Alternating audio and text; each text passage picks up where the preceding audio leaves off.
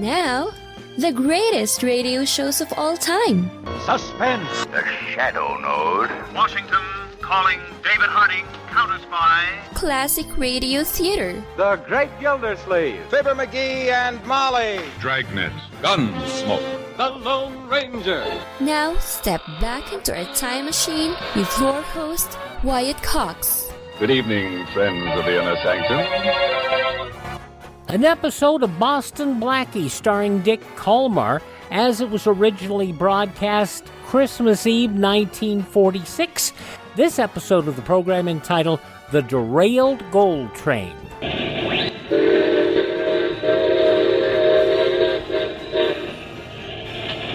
That you, Tom? Yeah, Bob. We on time? Sure. We just highballed through Danville. Oh, we're coming to that bad curve, huh? It's not the curve that's bad, Tom. It's the grade crossing just around it I don't like. Hope they make an underpass out of it pretty soon. Where you been? Back in the baggage car. Well, I've never seen so many armed guards in my life. What are we carrying? Gold, and plenty of it. They gave it to us to carry because we go non-stop from the capital all the way to the city. Gold, huh? Yep. Well, I guess if this was in the days of Jesse James, we'd be worrying about being stopped, huh? Hey, Bob, we're coming to that curve. Yeah, and then that crossing. Better whistle for it. Okay. Carrying a load of gold, huh? That's right. Boy, it must be some load. All the guys they got guarding it. Wish I had some of it. Hey, Bob, look. Yeah? There's a car still at the grade crossing. I know, I see it. Well, the whistle, quick, whistle. Bob, do we stop in time? No, we couldn't see it till we rounded that curve. We're going to hit that curve. We're going to hit it hard. Hold on, Tom. Hold on.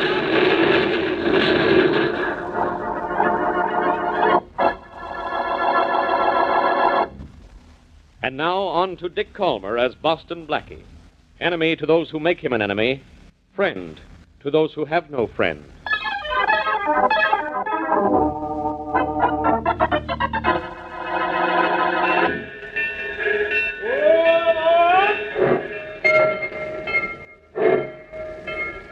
Well, Harry, there she goes. That's right, Jeter. And here he comes, walking towards us just as if he knew we were hiding here. Then again, why shouldn't he know? He had his instructions, same as we had ours. He knew we'd be in these bushes. Yeah, I know. This is going to give 100 people a headache. Wait till they try and find out what this is all about. I got news for you. Yeah? I don't know either. You don't have to know. All you got to know is you're going to get paid. You can't figure this out. Nobody's going to figure this out. But somebody is going to be very happy. Believe me, somebody's going to be very happy.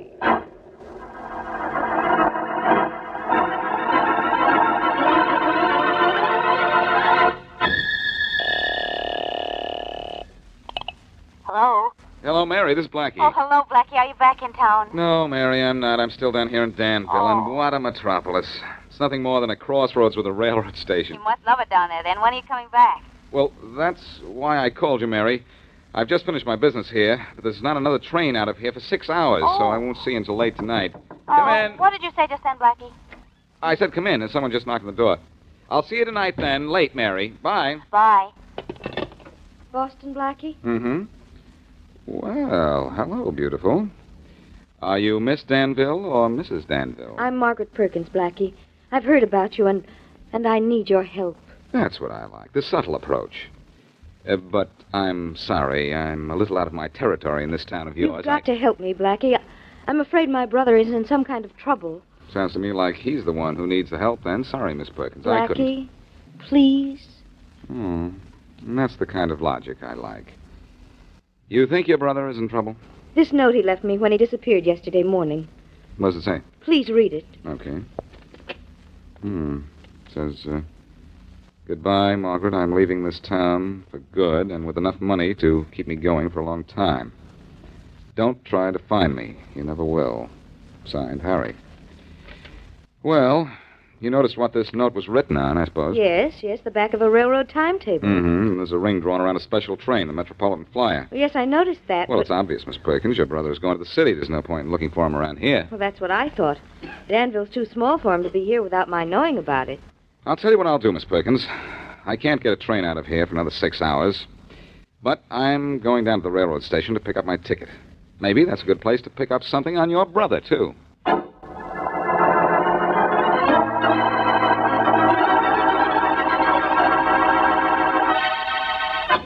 One-way ticket to the city, please. Yeah, to the city, young fella.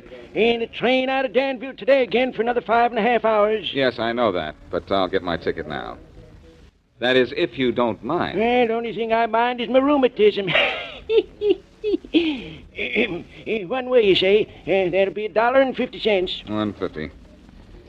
Okay, here you are. Thank you. And here's your ticket, young fella. Thank you.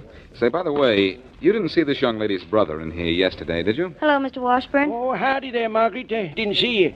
Looking for Harry, are you? Yes. Nope, I ain't seen him. We think he took the Metropolitan Flyer out of here yesterday. Flyer? You mean the non-stop from the capital? Yes, I have an idea. The idea's bad, Sonny. Flyer don't stop here. Never has in 50 years. Nearest it ever came was yesterday when it hit an auto up at the crossing, 1.25 miles past here. Oh, how terrible. Was anyone in the car hurt? Anybody hurt? Nope. And you know that was the funny thing about it. There weren't nobody in the car. There weren't nobody around even. And this auto was just sitting on the tracks all by itself. And no one ever claimed the wreck? Nope. Guess whoever owned the thing just walked off and left it. Mighty funny place to leave it, though, on the main line tracks with the Metropolitan Flyer coming through. Apparently it stopped the Flyer, though, didn't it? Oh, sure did. Flyer was standing out there in the middle of nowhere for 20 minutes. But that don't have nothing to do with your brother, Margaret. I ain't seen him, not in a couple of days. Well, thanks, Mr. Washburn. Thanks a lot. Yes, thanks, old timer. It's all right, young fella. And say, Miss Perkins, is there a place in town where we can borrow a car? Why, yes, we can use my uncle's. Good. Let's get your uncle's car and go have a look at that wreck that stopped the Flyer yesterday. Well, if you want to, but I don't Miss Perkins, your brother put a ring around the Metropolitan Flyer on the timetable for a reason. I'd like to take a flyer at looking at that wreck for a reason, too.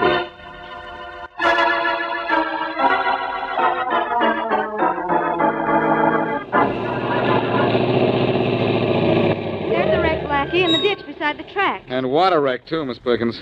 Good thing there was no one in it. Well, let's get out and have a look at that car. I don't know what it has to do with finding my brother, but if you say so... I don't say so. I just have a hunch, that's all.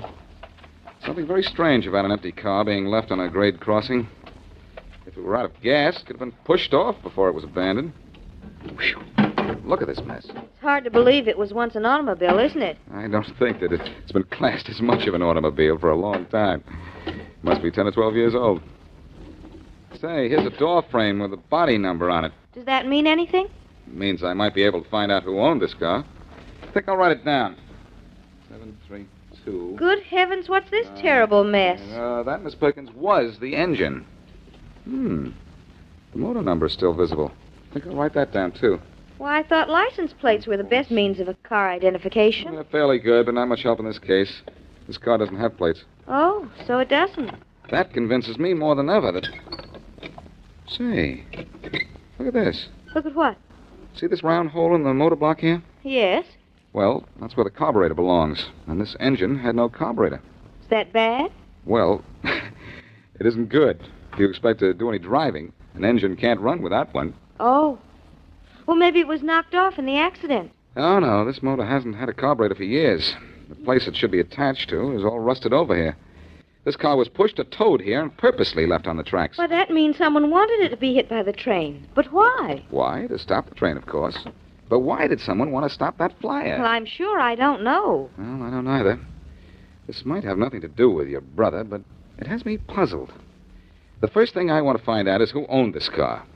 There's an automobile dealer in Danville, isn't there? Yes, Mr. Boswell. Well, Mr. Boswell knows a lot about cars, I'm sure. Let's go see how much he knows about people who buy them.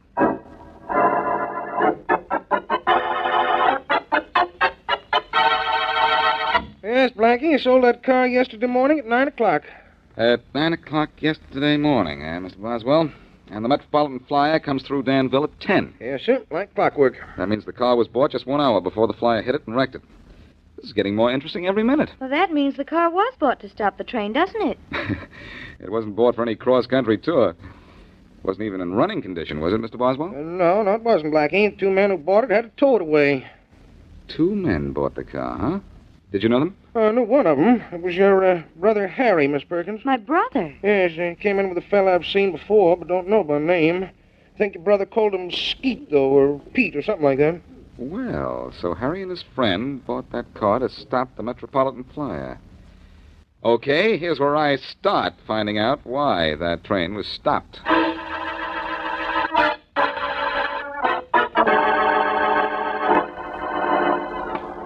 Give me your keys, Miss Perkins. I'll unlock the door for you. People in small towns never lock doors, Blackie. You'll come in a while? Yes, it's still several hours before my train leaves, and there's nothing I can do about your brother till I get to the city. You think that's obviously where he's gone? I think that more than ever now. I think he used the car to stop the Metropolitan Flyer and got on it. Let's go in and talk this over. Oh, yes, of course. Harry! Oh, he's been shot several times. Harry, what's happened? Who did this to you? Oh, tell me, darling, who did this? Harry! Harry, what is it? I got to tell why we stopped the train. I got to... Oh. Harry! It's no use, Miss Perkins. I'm awfully sorry, but he's dead. Yes, I know he is, Blackie.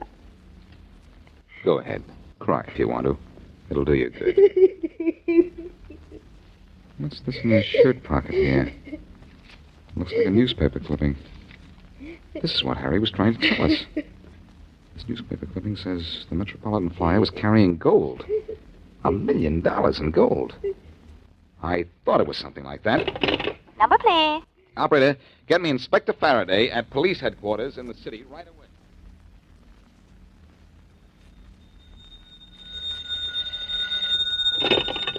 Faraday speaking. Hello, Faraday. This is Blackie. I have the case you're working on solved for you already. Oh, you have you? Well, what makes you think you've solved it? And how did you even know I was working on a case? Oh, I didn't say you were working, pal. I don't expect miracles. I just said you've got a case that probably has you stopped. Well, for once, you know what you're talking about. It's the toughest, biggest case I've had in years. And if I don't crack it soon, the commissioner's going to make a traffic cop out of me. Oh, who did it, Blackie? Harry Perkins and a fellow named Skeet or Pete. Perkins? A fellow named Skeet? Who are they? The two men who robbed that shipment of gold. Gold? What gold? The gold that was supposed to come in from the capital on the Metropolitan Flyer yesterday morning. You must be crazier than I thought, Blackie. That gold arrived on schedule yesterday, and is safe and sound in the National Bank. No. Yes. I'm not looking for any gold, begged, borrowed, or stolen. I'm looking for the guy who killed Roger Lane. Roger Lane, who's he? He's the guy whose murderer you aren't letting me find. Because you're bothering me, that's who. No gold is missing? Oh, if you had any in your teeth, it'd be missing. Because I'd knock it out. Now hang up and don't bother me, Blackie. I got something on my mind. On it, but not in it. Okay, Faraday. Maybe you do have a problem, but believe me, trying to figure out when a train was stopped has me stopped, too.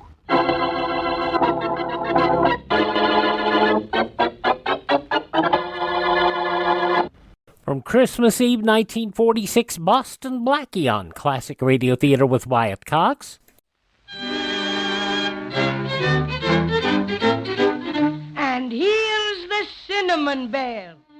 The oldest known children's Christmas serial in radio history, The Cinnamon Bear, featuring some of the most popular actors in radio history, including Elliot Lewis, Joseph Kearns, Verna Felton, Lou Merrill, Frank Nelson, Howard McNear, and child actress Barbara Jean Wong. 85 years later, this series of Judy and Jimmy traveling to Maybeland to recover their silver stars still fascinates youngsters of all ages. Now we're offering the entire 26-episode series of The Cinnamon Bear via download for a Buy Me a Coffee donation of $10 or more at classicradio.stream. Support Classic Radio Theater and have The Cinnamon Bear for your family to enjoy for years to come. Go to classicradio.stream and donate $10 or more, and I'll send you a link for immediate download. classicradio.stream. Thanks for tuning into Classic Radio Theater with Wyatt Cox. Now more of Boston Blackie, December 24th, 1946.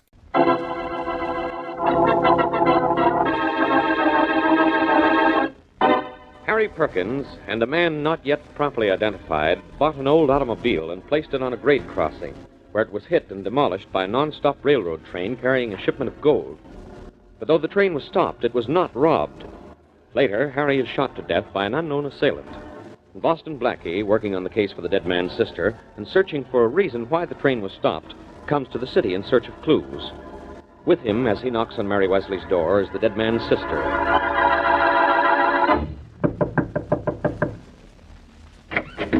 Mary. Oh, Blackie, come in. I'm so glad. Oh.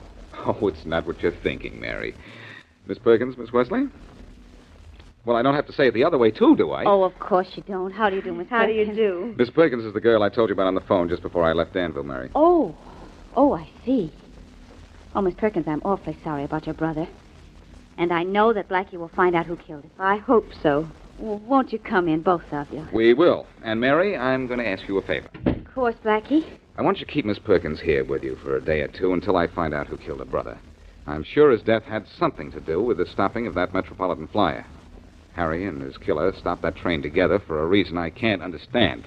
Yet. Well, maybe the train was robbed. Well, that's what we both thought, Miss Wesley, until Blackie found out the gold it was carrying wasn't stolen. Yes, I wondered about that. Maybe it was stolen and Faraday just won't admit it. Well, make Miss Perkins comfortable, will you, Mary? I'm going to make Inspector Faraday uncomfortable.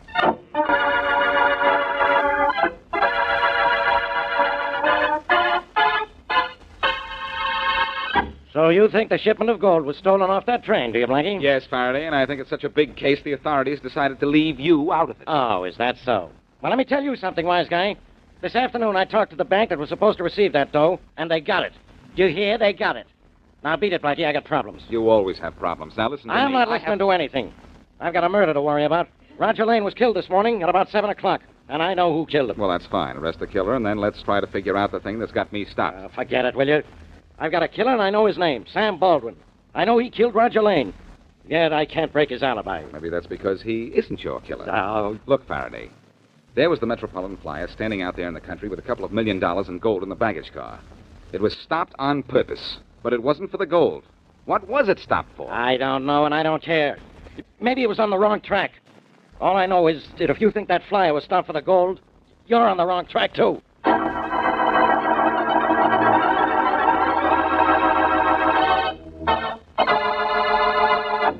Look, Baldwin, sit there and smirk till your face freezes in a grin if you want to.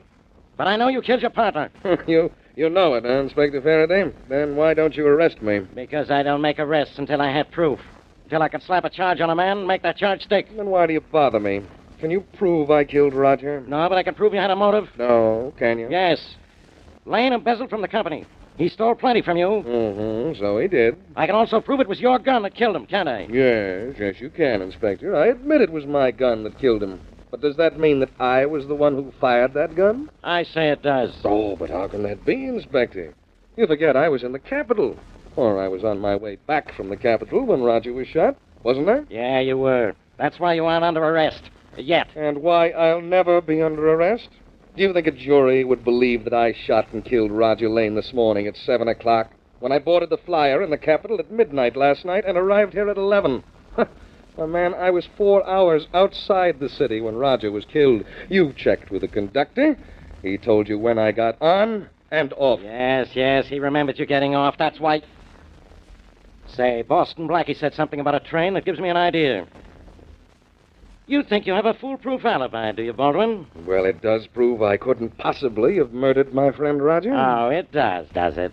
Well, I'm going to find Blackie, and when I do, I think maybe I'll find a hole in that alibi of yours.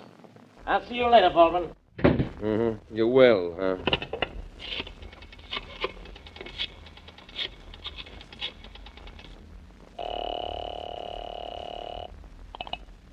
Hello? Jeter Johnson, please. Speaking. Oh, Jade. Inspector Faraday was here again. So what, Baldwin? What are you worried about? Plenty. But why? I took care of the only guy who could rat on us. Harry Perkins is dead. Yes, I know you took care of him all right, and that was good work. But, Jeet, you're going to have to take care of somebody else the same way. Oh. Boston-Blackie. Boston-Blackie?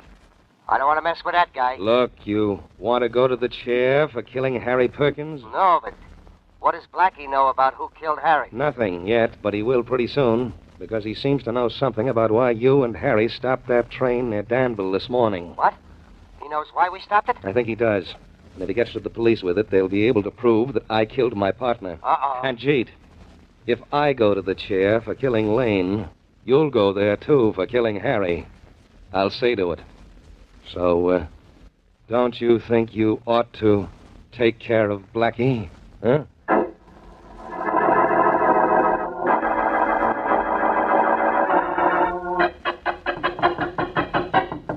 I'll get it, Margaret. It's probably Blackie. All right.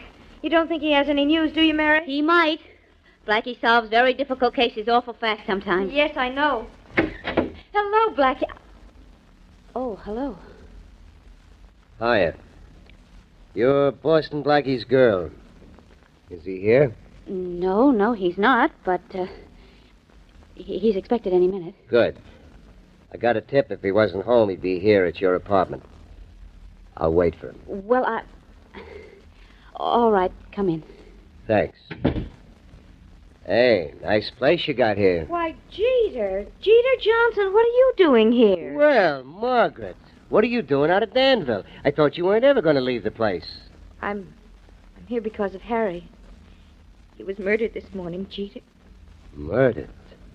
Oh, say I know how you feel, Jeter. You were one of his best friends. Oh, excuse me, Miss Wesley. It's Mr. Johnson. How do you do, Mr. Johnson? Jeter and I are old friends. He lives in Thomasville, just 3 miles from Danville. Oh, I see. And you're an old friend of Blackie's, too. Yeah. Well, this is all very chummy. You don't mind if I wait for him, huh? No, not at all, Mr. Johnson. But do you have to wait for him with a gun? That's policy, ma'am. Christmas Eve, 1946, Boston Blackie. You're listening to Classic Radio Theater with Wyatt Cox on your favorite station.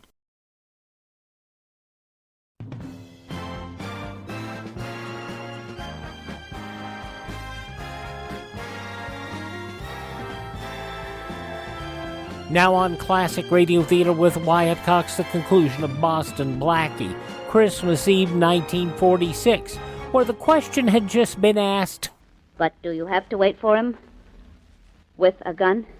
A gun? The outline of a gun is pretty evident in your coat pocket. Okay. So what if I am packing a gun? Just stand right where you are, both of you. Jeter. I'm waiting for Blackie. And what do you want with him? I just want to find out what he knows.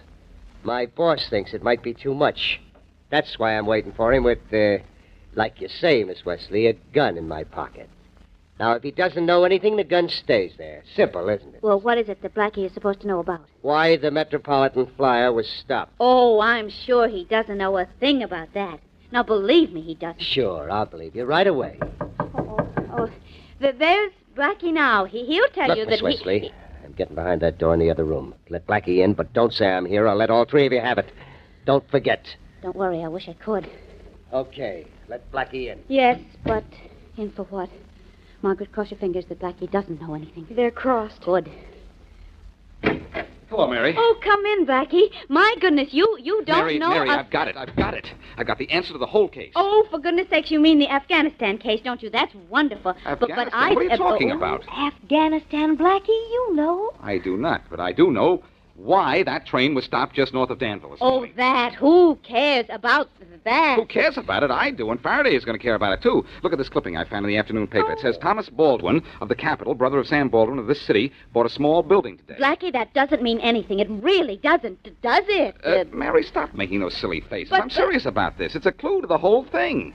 I know why that train was stopped this morning, to let Thomas Baldwin get off and go back to the Capitol and let Sam Baldwin get on in his place. Oh, but Blackie, that doesn't make any kind of sense. Don't you see that... I certainly do see, Miss Perkins. Sam Baldwin phoned his brother in the Capitol to take the Metropolitan Flyer to the city at midnight last night. Oh. At 7 this morning, he killed Roger Lane. Blackie, you don't know what you're saying. Don't I, though? Listen, by 8:39, he was near Danville, 50 miles from here, where Harry Perkins and his friends stopped the Metropolitan Flyer with that old jalopy. Oh, Blackie, I don't think my brother had anything to do with that. Look, let me finish, will you? The whole thing works out perfectly. When the train was stopped and the passengers got out to look at the wreck, Thomas Baldwin got off and went back to the Capitol by bus or car. And his brother Sam Baldwin got on the train in his place. That's right, Blackie. Who's that? Blackie, I tried to stop you. Oh, a man with a gun. Yeah, a man with a gun. And you're a man with no future. You're the man who killed Harry Perkins, aren't you? That's right.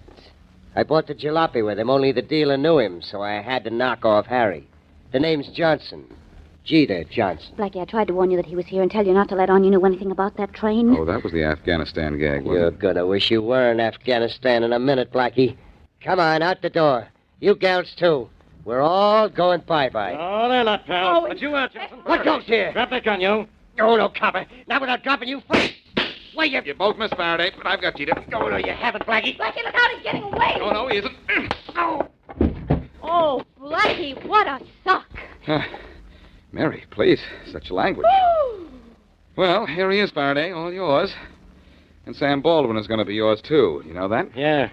I came looking for you, Blackie, to get more information about that train. I heard it all while I waited outside that door. Then you know how Baldwin could have murdered his partner at 7 this morning and still come in on the Metropolitan Flyer at 11 o'clock. Sure. But don't forget, you thought the flyer was stopped because it was carrying gold. Yes, I did. And one of these days, somebody's going to mistake me for a train. I've been carrying you for years.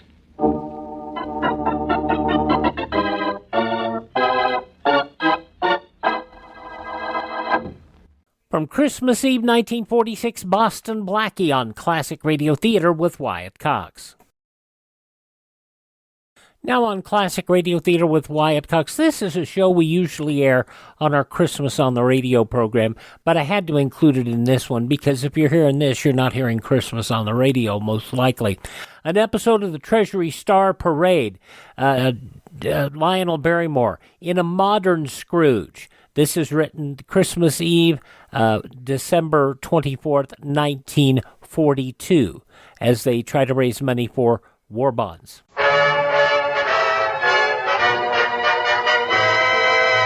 The Treasury Star Parade. Produced under the personal direction of William A. Beecher with David Broekman and his orchestra, Frederick March, J. Donald Wilson, and Lionel Barrymore, and Noel Houston and Joseph Roscoe's version of A Modern Scrooge. This is Frederick March, ladies and gentlemen, in another of the programs brought to you by the Treasury Department.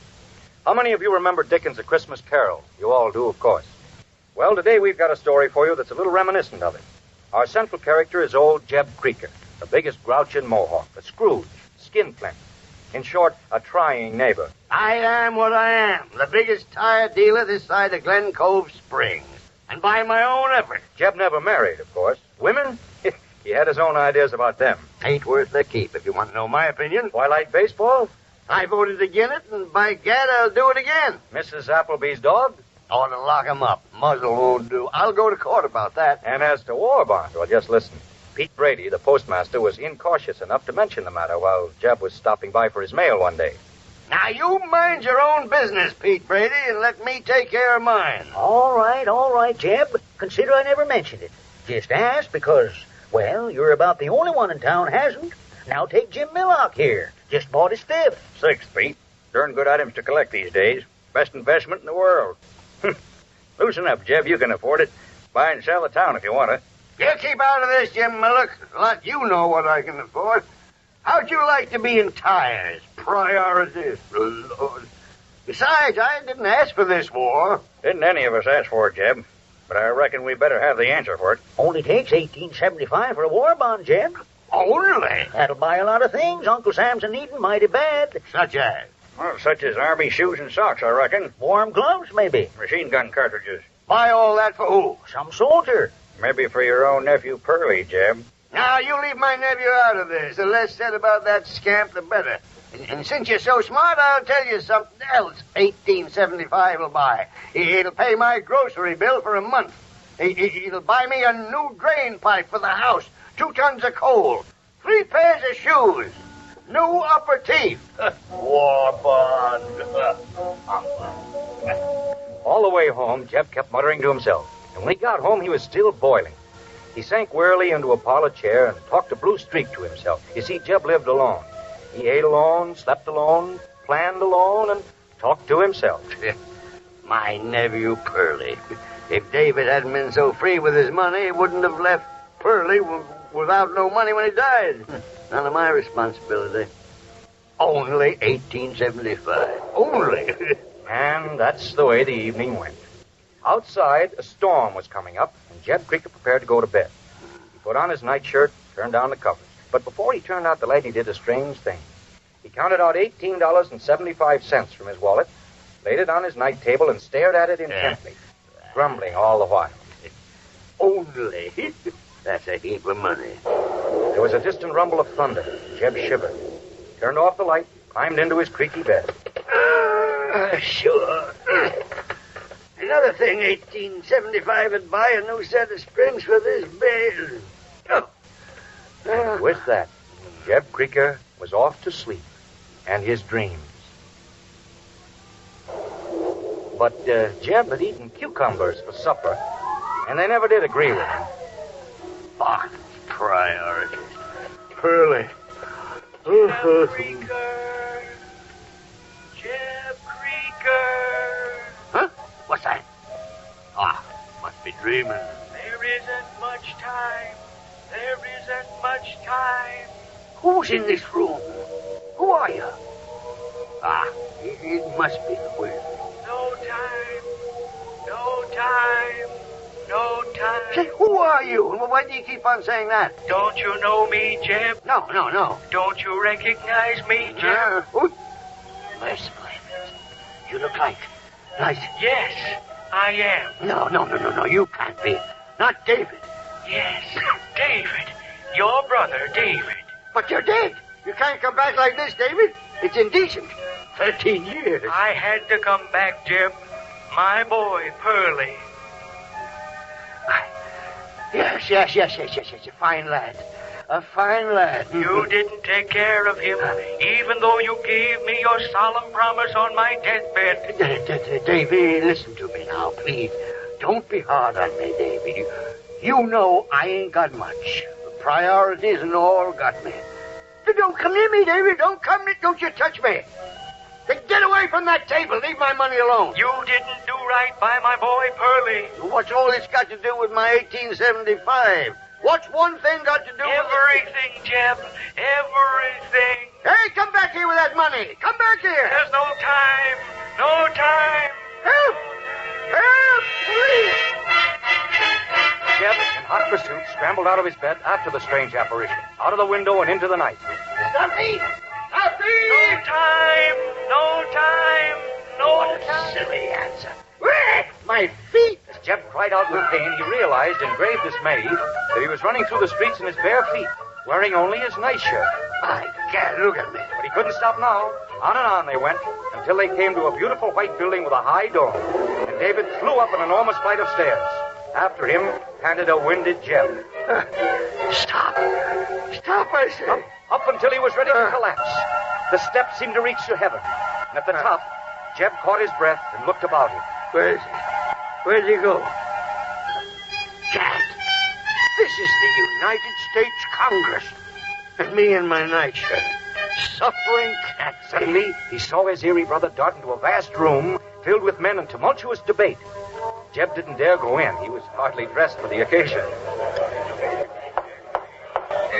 And I say to you, the Army appropriation is imperiled. We must get more money. This bill is in grave danger. The bill must pass. The safety of our country is at stake. It must go through.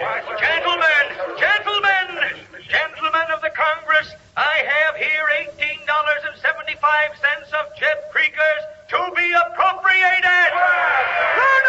No, stop! He stole that money! It's mine! Thank God. There stood Jeb behind the door in split nightshirt and bare feet, screaming furious. No! Why don't somebody listen to me? That's my money and I want it back! I protest!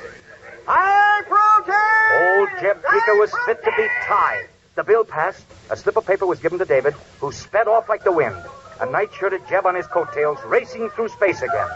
David, wait! On and on until finally they arrived at a huge, unlighted building, a silent, sprawling giant. David raced silently through the high gates.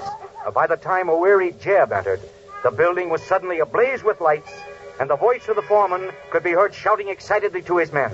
All right, boys. Messengers just arrived from Congress. The new appropriation's been passed. Speed her up. We've got to turn out cartridges and how?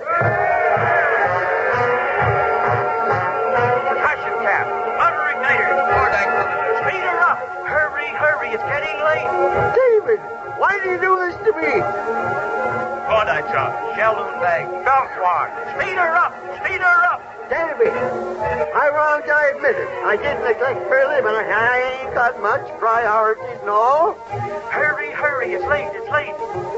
Lubricating lead. Brass case. Brass case. Brass case. Hurry, Foreman, hurry. There isn't much time. Okay, here's the first box of cartridges just off the assembly line. It's yours. No, don't take it. That's my money. He stole it. But off again flew the ghost that was David, with a desperate Jeb at his heels. And they seemed to be flying right into the storm. On and on they raced. And soon a heavy mist appeared. And then it turned to dust and smoke.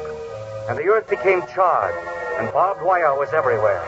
And suddenly, there was a whistling sound, a roar, and the world around them exploded in an inferno of cannon and machine gun fire. Hurley! Hurley! Davy! Not too late. This is a battlefield. Well, what are we doing here in my nightshirt? For God's sake, answer me. Hey! Hey, you guys back there! Hurry up with those cartridges! Who is that? What's keeping you? Bring up those bullets! I know that voice. Who is it? Look, over there, Jim. See that machine gun nest? Those dead bodies lying around? And look, that gunner, all alone. His machine gun empty. Well, it's Pearlie!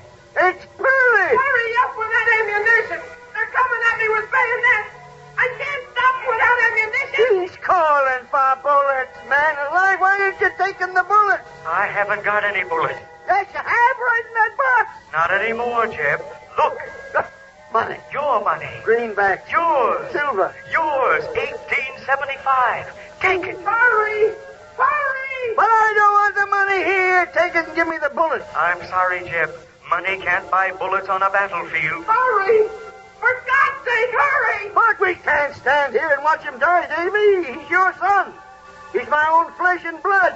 He can't fight without bullets. Even if we had him, who'd take them to him? I would. I'd crawl to him. Yes, I would. I'll crawl to him. Then, whichever you want most, you'll find in that box, Jeb Krieger. Goodbye. No, don't go, Davy. Don't go and leave me here alone in this. For God's sake, bullets. hurry up with that ammunition. Hold on, Pearlie. Hold on. I'm coming, boy. Somebody bring me the ammunition. I'm bringing you your cartridges, boy. See? Here they are. I'm bringing them. Here they are, boy. Here's your bullets. Take them. I thought you'd never get here, Uncle Jeb.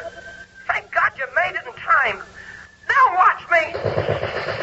Ah, that's it, boy. Give it to him. Give him the hackle. Give him the hackle.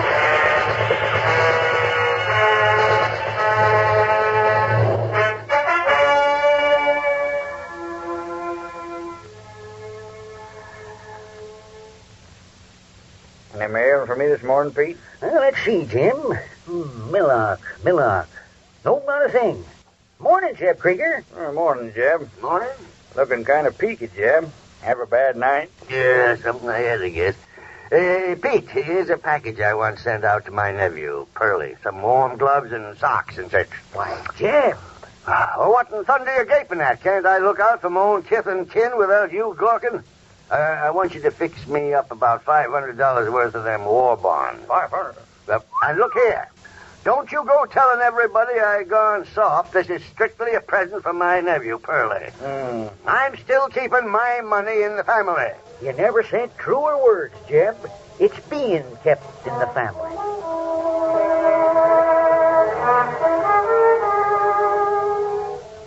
Yes, Jeb Krieger's the finest old guy in Mohawk these days. And don't let his gruffness fool you for a minute. I am what I am. The best air warden this side of Glen Cove Spring. Twilight baseball? Wonderful sport. Wonderful. Good for the morale.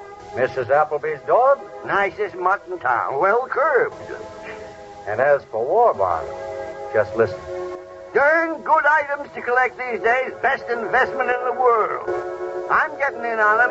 I wished all you would.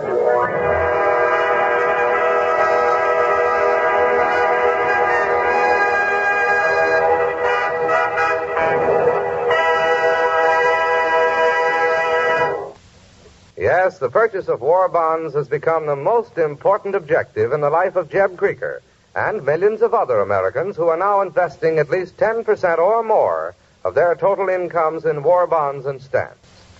10% or more of your income invested in war bonds and stamps is your personal quota. Put your fighting dollars out there on the battlefront beside our fighting men. Join a payroll savings plan where you work and pledge yourself to top that 10% today. This is Larry Elliott speaking, and may I remind you again that this is your country. Keep it yours.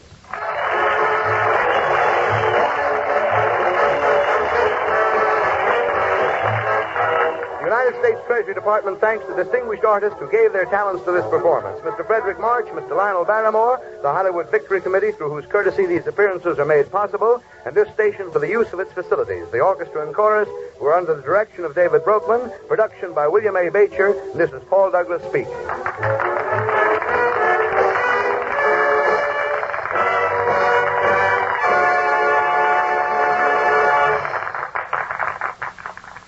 A heartwarming program. December 24th, Christmas Eve, 1942, the Treasury Star Parade, and Lionel Barrymore in A Modern Scrooge.